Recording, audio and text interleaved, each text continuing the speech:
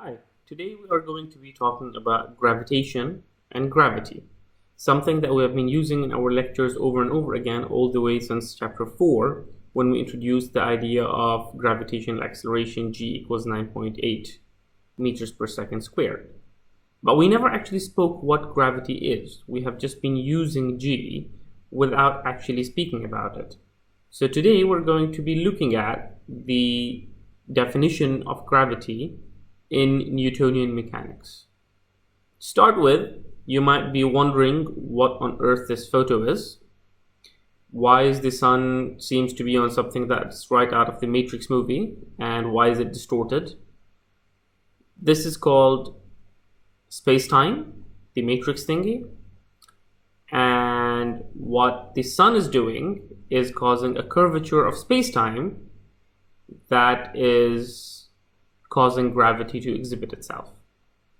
Now this sounds like a lot of mumbo jumbo and a lot of complicated things. The good news is, or the bad news is, it depends on your view, we are not going to be looking at this view of gravity. Although in today's world, general relativity of Einstein is considered to be the most accurate version of a theory for gravity that we have, and has been proven correct over and over again.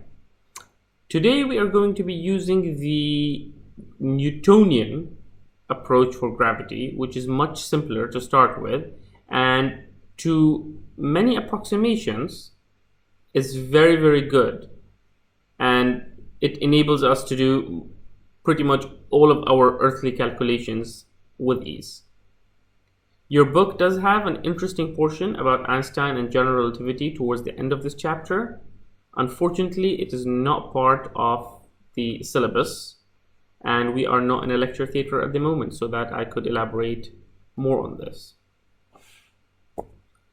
So, starting.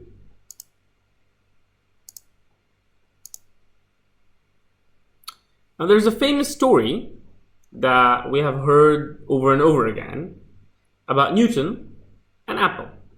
Not this apple, but I'm pretty sure he ate the apples a bit as well. Apparently the story says that Newton was sitting under a tree and reading a book, and when an apple fell on his head, and that made him think, okay, what on earth is going on? Now we don't know if this story is true or simply anecdotal, but what we do know is Newton was the first person to start speaking about gravity as a force. This is more like what Newton looked like, okay? And the idea or the question he asked himself is, if this apple gets off the tree, why does it come down? Why doesn't it simply go up? Why is it always, or why is it not just half and half? Why does it always come down? And this used to be his home or his thinking place. And after a lot of thinking, Newton came up with a law that we call Newton's law of gravitation. Now, most of this was done empirically, as in depending on observations, not from an underlying theory. And the idea was that apple, tiny, tiny apple, and a really, really big earth. There's a force from Earth on the apple that makes it always come down. So otherwise known as, it's being attracted to the globe, to the Earth. And what he said was, this force applies on every single thing. Shrek, Puss in Boots, donkey, frog, whatever. But then he went one step further. He said, not only does Earth attract the apple, apple also attracts the Earth. So now we have another arrow going from the Earth to the apple. So the apple is actually pulling the Earth. And then he went even something further. He said, okay, this thing that I'm calling gravity, this force, isn't between only Earth and the apple. It's not only between a planet and an object. It is actually between any planet and any object, opposite directions, same magnitude, But then he went a step even further to that, and he said, you know what? Everything attracts everything else. So there are attractive forces between every single thing. Now this is going to be a very messy picture in a bit, because everything attracts everything else. Let's take this messy picture away. And thus was born the law of gravitational acceleration, or actually the law of universal gravitation. We come up to acceleration in a bit. And it says everything in the universe attracts everything else. Simple as that. But the implications are quite profound. Why? Well, let's take a look. To start with, we have two small objects, two spheres, and each one pulls the other one with a force along a straight line joining their centers. Okay, we have been speaking about centers of mass and how everything is, we can act as if things are at the center. So we're using the same idea. Then the idea is the apple never goes up. It always comes down, which means the force is always attractive. They always pull each other. So that's the first rule. Second rule, when the apple falls down, it never ends up going in a zigzag path. It usually just goes straight. So the force acts along a straight line between the centers of the objects or the spheres. So far, so good. Okay, what about the magnitude of these forces? Well, Newton did a lot of calculations, and he ended up saying the magnitude of the force is proportional to the product of their masses and inversely proportional to the square of the distance between the centers of the spheres. So if we have two small marbles, we'll have some force. If we have two bigger marbles, we'll have a different force, but this distance is the same. And if we have the same two initial marbles, but they are further apart, the force is again going to be different depending on the distance and the masses.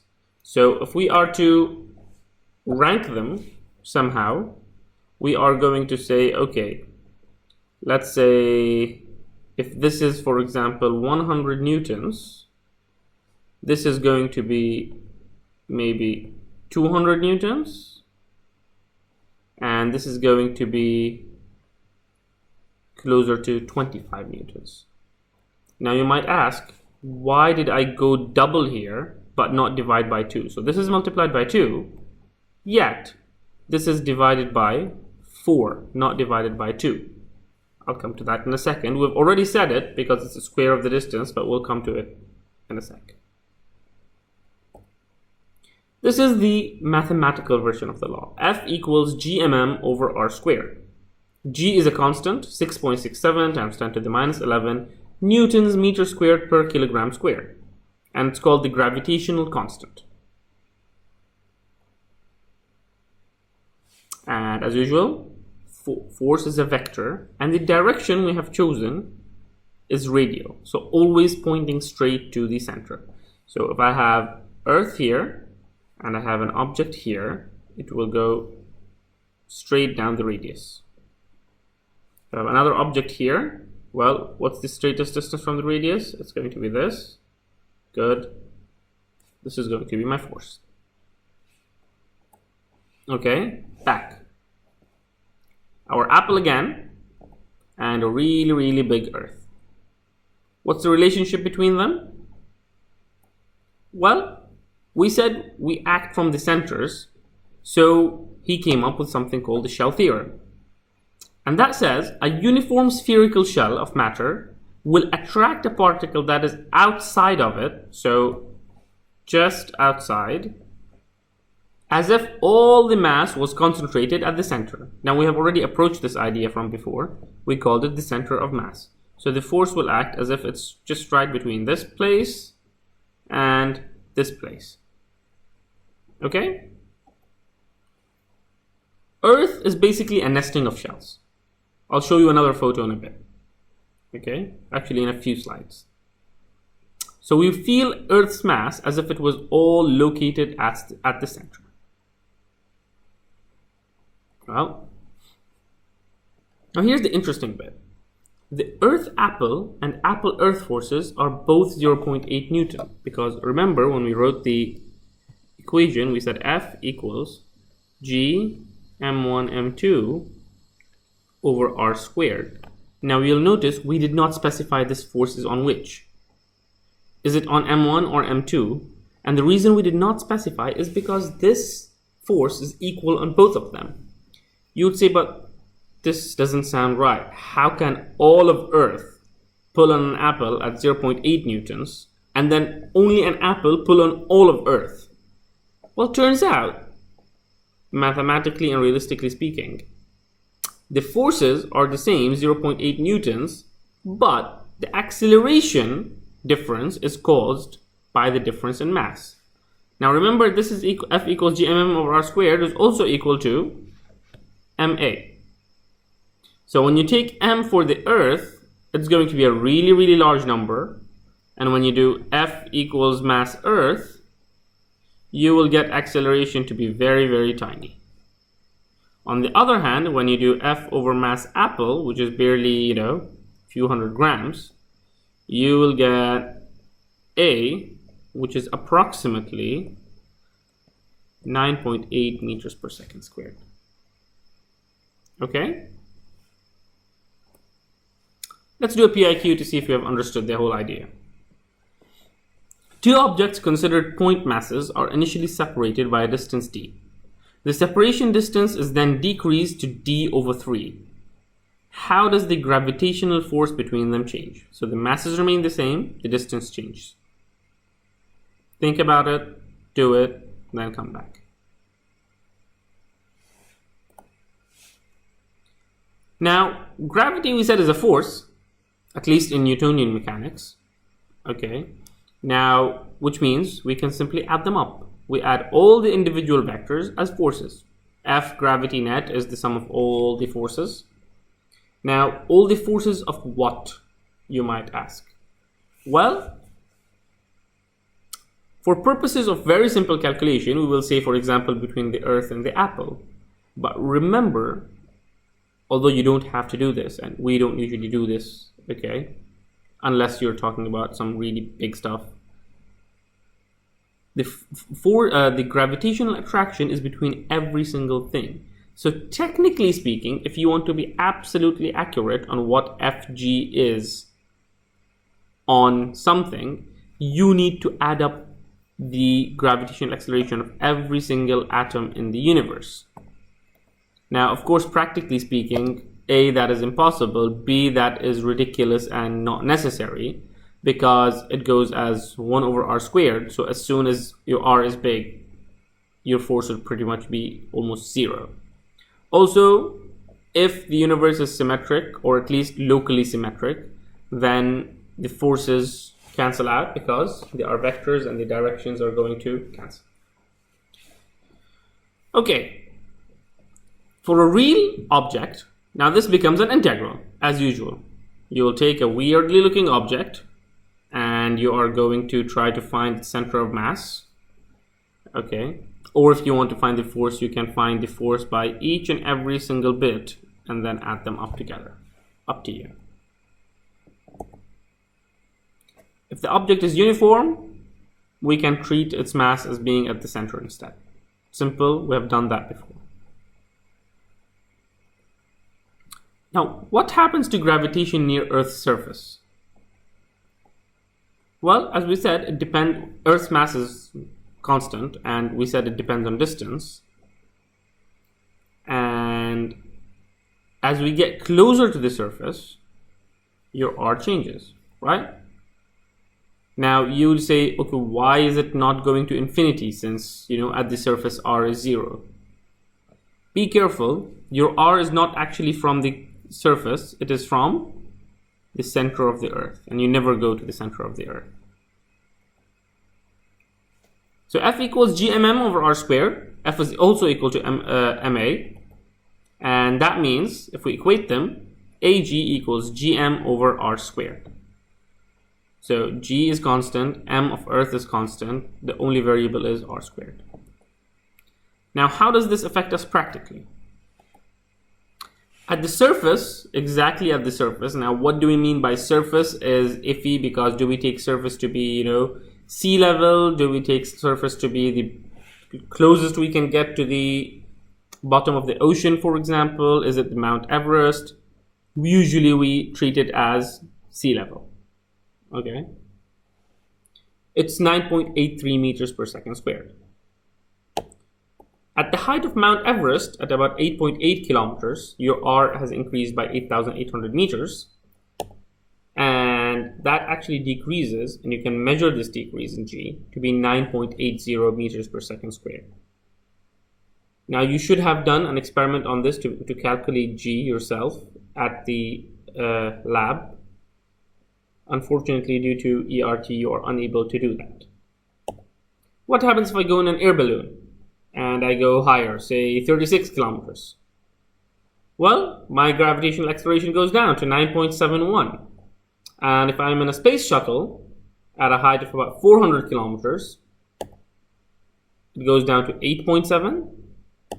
And if I go to the International Space Station in orbit, then I end up with about 36,000 kilometers, and my G there is 0.225 meters per second squared. Okay, that's why if you look at videos, you are going to see them pretty much floating. Now, the calculated AG will always differ slightly from the measured G at any location. Why?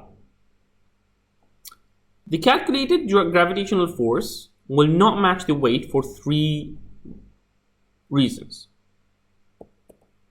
1, Earth's mass is not uniformly distributed. So I told you I'm going to show you a photo of the Earth. Now, this is what we believe, according to current science, Earth looks like. We have a molten solid core and then an outer core. So this is a molten solid core, then this is an outer core, then this is the mantle, and this is the crust. And the deepest hole we have as humans drilled into the Earth has barely touched the mantle, or not even touched the mantle. Okay, it becomes really hot really quickly the further down you dig, and not even our strongest metals are able to go and dig there. They just melt, or they become really soft. So 1, 2, and 3 are mostly our inferences from other measurements, not by actually directly seeing them. Okay, but point is, it's not uniformly distributed. It's heavier in the center than outerwards. So when we take all the mass to be exactly at the center, that's not exactly accurate. This is what it looks like. The density is way higher in the inner core, and then it reduces in the outer core, and then it drops really down in the mantle, and then on the surface you have a really low density, and then of course you have air. The density of the surface will be different for oceans, for mountains, but overall you can expect it to be something like this, give or take. Yeah. Now, Earth is also not actually a sphere. No. Now, although we usually depict it as a sphere because it looks much nicer in photos, in reality it's more like a squished sphere, so an ellipsoid. But even more, the latest computer generated model of the Earth shows it more like a pear. So you will notice that here, if I'm trying to draw a perfect sphere, this is the best I can do. So this is extra, but now here it is flatter. It doesn't exactly look like a sphere.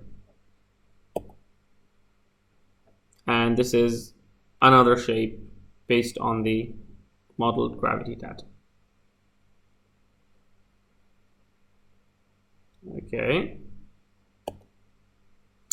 The third is something that we've actually studied about before, and now we're going to be looking at its ramifications in real life. Earth is rotating. Yes? And what did we say we have when we have rotation, or what we need to have rotation? We said we need a centripetal force. Well, if you have a crate and you have it's on a scale and you're measuring weight, remember Earth is rotating as well all the time. Well, that means that we have MA down, FN up, but also the difference between these two is equal to the centripetal acceleration, MA, and A is omega squared R. Yes?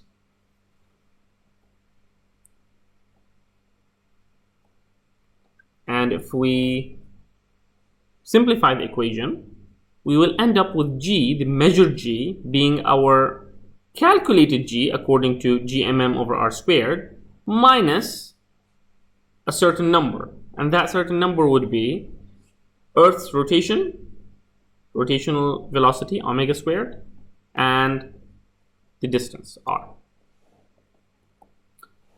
So just to drill down further, mg equals ma minus m omega squared r. That is measured weight, magnitude of gravitational force, and centripetal acceleration. We take the m away, m away, m away. We get g equals ag minus omega squared r. Okay, I'm going to show you a couple of PIQs that you can try it out yourself to see if you have understood what we've done in this lecture. Any questions, just email me as usual. So this will be PIQ number 2.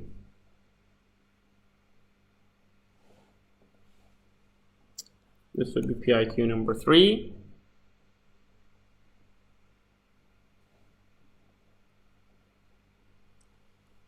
Number 4.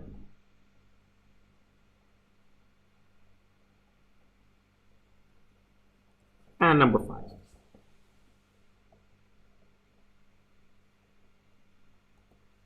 Okay, I hope this was a useful lecture, and I will see you next time.